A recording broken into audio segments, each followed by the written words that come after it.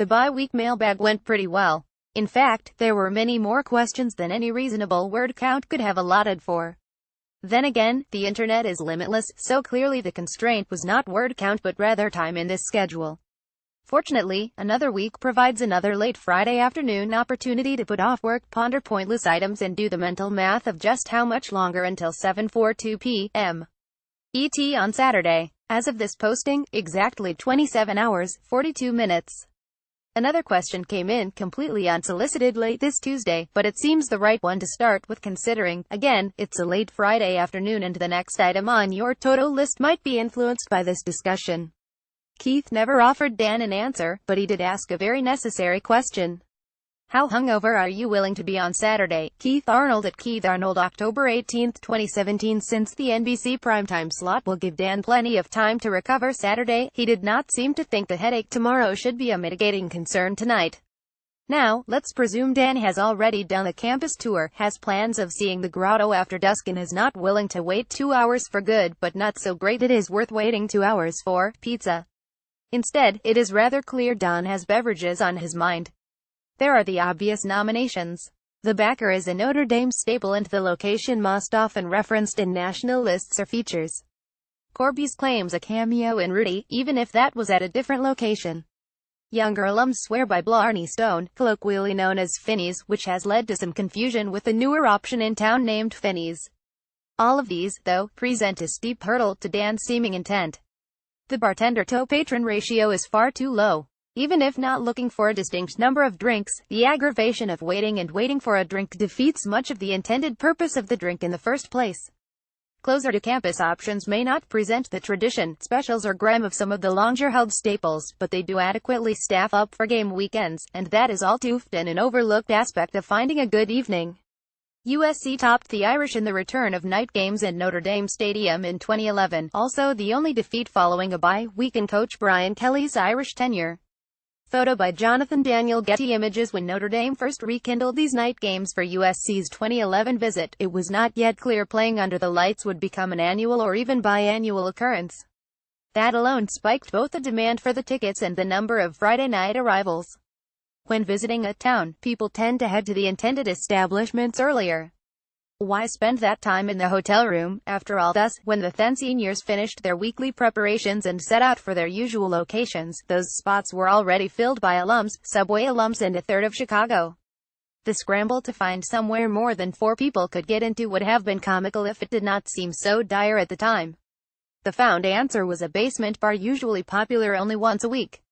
This solution worked great, for only one drink. There was but one bartender. She never stood a chance serving 200 college seniors. Not a single one of them got a second drink there. That may be more in the category of vague advice than an outright answer to Dan's question, but it should at least be a step in the direction.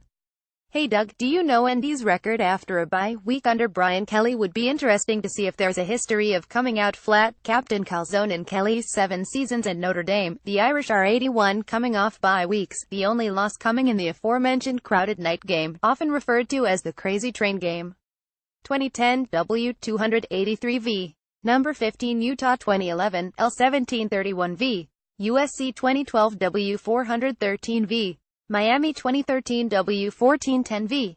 USC W2313V.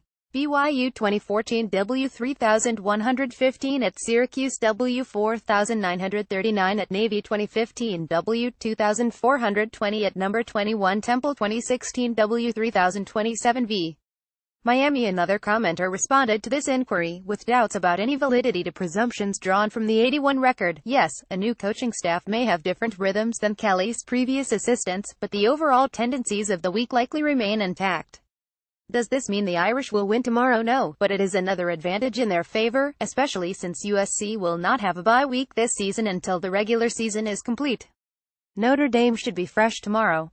The Trojans are coming off a tough 1-point victory over Utah, their 6th Power 5 opponent in 6 weeks. On that note, let's compliment USC's schedule. The only non-Power 5 foe is Western Michigan. The Broncos may not be the same test as they were last year, but that is still a stiff slate for the Trojans. Bookmakers offering odds of 501 for Irish National Championship. Odds will be different after our next game. Weigh 73. I suppose that isn't technically a question. Whatever. It included a 4-letter word that will always draw attention around here. It may be surprising to see Notre Dame's odds that high.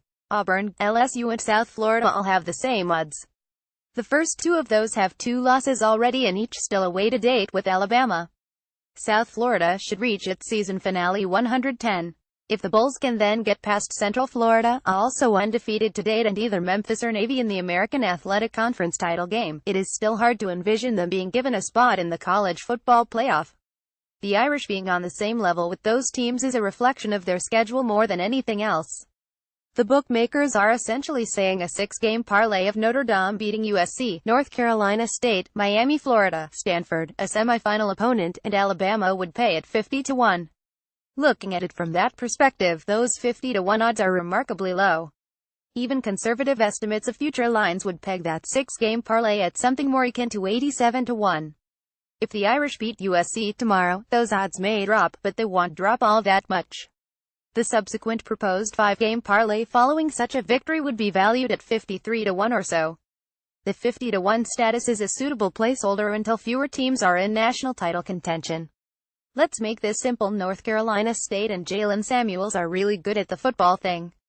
Photo by Justin Brill. Getty Images. It should be mentioned, North Carolina State also comes in with 50-1 odds. Again, that is a nod to the Wolfpack schedule.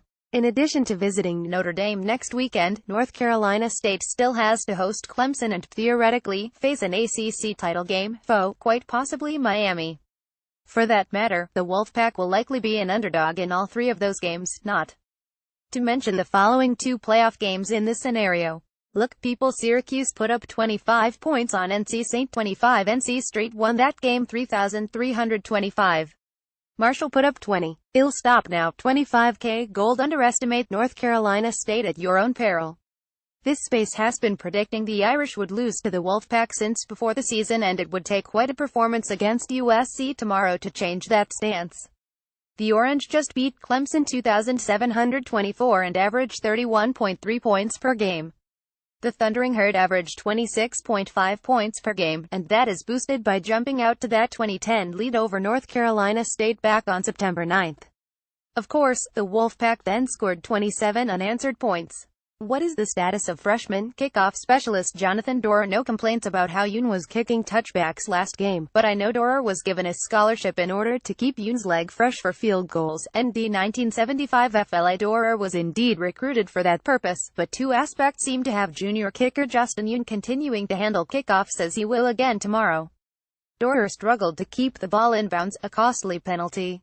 Perhaps that got to his head, or perhaps Notre Dame coaching staff simply doesn't trust him. Either way, it was an issue. On top of that, some of Yoon's fatigue last season has been attributed to an injury of some variety. If healthy throughout this year, he should be able to handle the entire workload. I think we could classify the first part of the season as a success, taking everything one step at a time. We now come to the second part. This looks like a different schedule than in the beginning of the year, with number 11, number 16, a 42 Wake Forest, number 8, Navy and the Tripoli option, and number 22. Best case scenario, win them all. Are the Irish in the playoffs? Democurish, yes. For this exercise, let's presume the not yet existing college football playoff poll would be similar to the AP Top 25. At number 13 right now, Notre Dame would need to move up 9 spots in the polls. 2 of those come courtesy of knocking off USC and Miami, both ahead of the Irish. 7 to go. Only one of the Big 12's Oklahoma, Oklahoma State and TCU will remain ahead.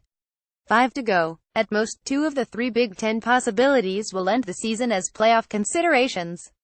Either Ohio State runs the table and is Penn State's only loss, or Wisconsin beats Penn State and both stay in the conversation. Either scenario removes a concern from Notre Dame's checklist. Mere attrition does not guarantee anything further than that. Schedule strength, however, does. If the Irish finish the season with that streak of wins, their resume would dwarf anything from the Big 12 or the Big 10. Worst case scenario, lose them all. Does this board and the rest change their tune on Brian Kelly? Does Irish football even exist after November 25? Still, Democurish, a 57 finish would likely be a death knell for Kelly's tenure, but Notre Dame football will continue. Be assured of that. Middle road, win some and lose some. What is the number needed to maintain this feeling of success? Dimitrish's conclusion: that is a question better answered in person with qualifiers and conditional statements, a bevy of if, might, maybe and but, and a drink. Just make sure you don't spend so long waiting for the drink the question is forgotten before even answered.